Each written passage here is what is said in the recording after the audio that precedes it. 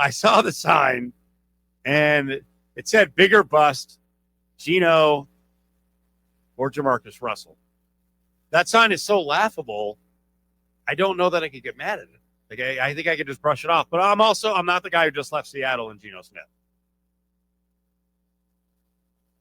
Yeah, can you hear me? I can, yeah.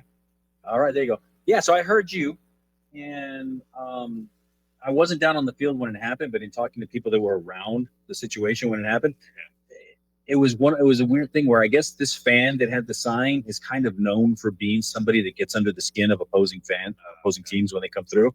It's kind of like, I can't remember the guy's name, but remember he was a Washington Bullets fan back in the day who purposely sat right behind the benches of the visiting teams, and he'd go off and he'd do his homework. So my understanding is that it was somebody like that. And the sign in and of itself, like you said, I mean, it's laughable, but it also, like somebody tweeted at me, look at Jamarcus out here catching strays. He had absolutely nothing to do with this.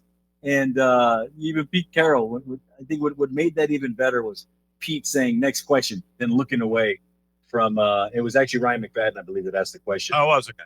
Yeah. So the whole thing is just strange. And it's funny because when you watch the live video when it happens in an eye flash, right? But whoever was there on the camera, I mean, it's a pretty iconic shot, especially the one from behind. But then when you see Pete Carroll, off to the side, he's kind of looking like, what's going on? And then Maxx Crosby decides to join in because he's going to ride or die with his quarterback.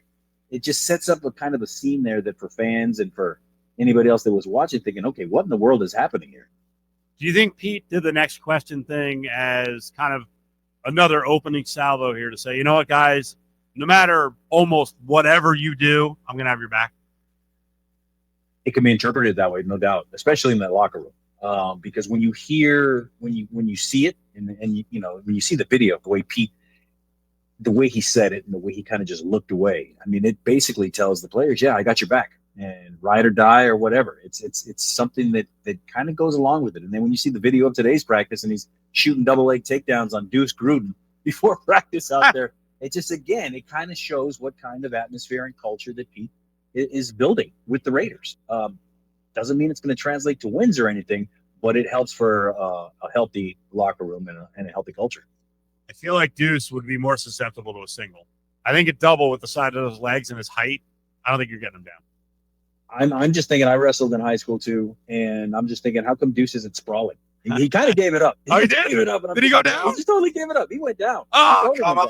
All right, Pete. Our guy, Levi Edwards tweeted out the video, so I responded with a couple things. Said, you got to shoot. You got to shoot. You got to shoot. You got to sprawl. And not only that, but being somebody that just loves the movie Vision Quest, I'm thinking, shoot. You want to wrestle? Shoot. No, it was interesting.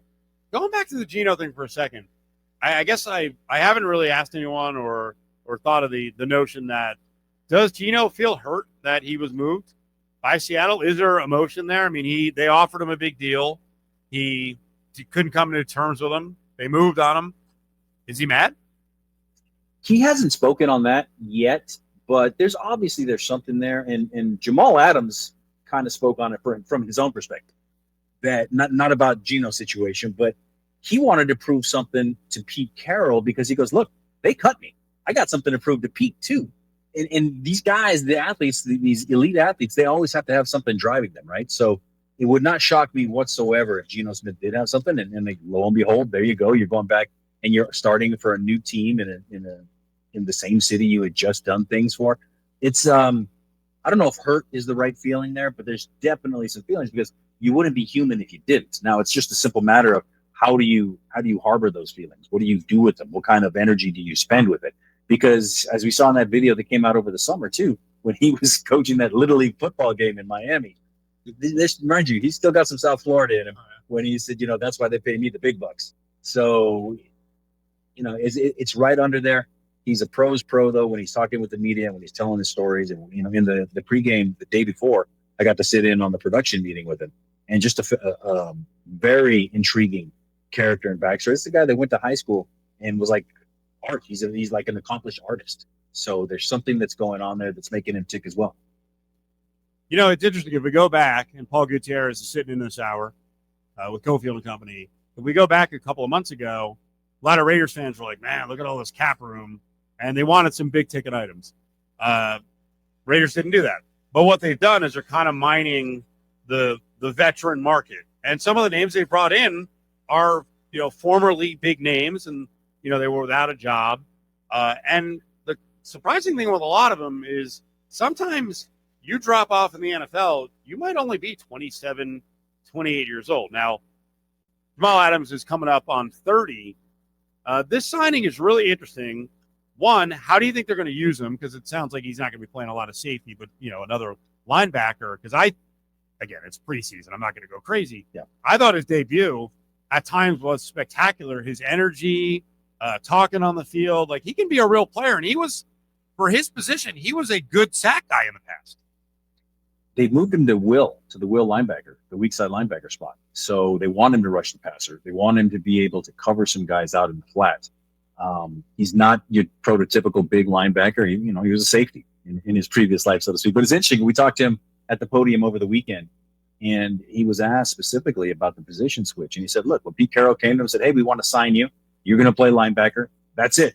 So so Jamal said, oh, okay, I guess that's what we're going to do. Let's go. So you saw that energy. And again, he was amped up because just the way the NFL scheduling gods, even the preseason scheduling gods played with it, of course he's going to go open up in Seattle where he had a very ugly divorce from, right? So if he can stay in that headspace, stay in that controlled headspace, and more important than that, probably stay physically healthy. This is a guy that, as he described it, his patella tendon came right off of his kneecap. So he had to learn. He said he learned a lot about himself. And I asked him, well, what exactly did you learn about yourself? And it was just having to learn that patience and to be able to lead from ahead rather than from behind. And when you listen to his interview during the game, you listen to him at the podium that day, very, very impressive. The way that he's looking at things in his life now, especially in the career. So if they get that energy and he stays healthy, I mean, they've got a leader. They've got a guy, really, like you said, they're mining for guys that are looking for second chances. And isn't that really it's in the Raiders' DNA anyways? Yep. So and then he has that trust in Pete Carroll, that Pete Carroll, again, like we talked about earlier, I mean, he's out there. I've described him as he's just perpetually effervescent, because he's just always this positive guy. And if they're able to see that, and that translates into positive things on the field, which then would translate into wins, that's what they're going for.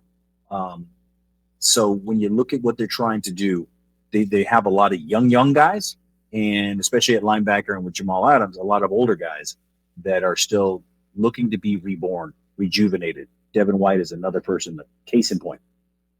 Well, in the case of Adams, he sort of couldn't win in Seattle because, one, the deal they made was insane.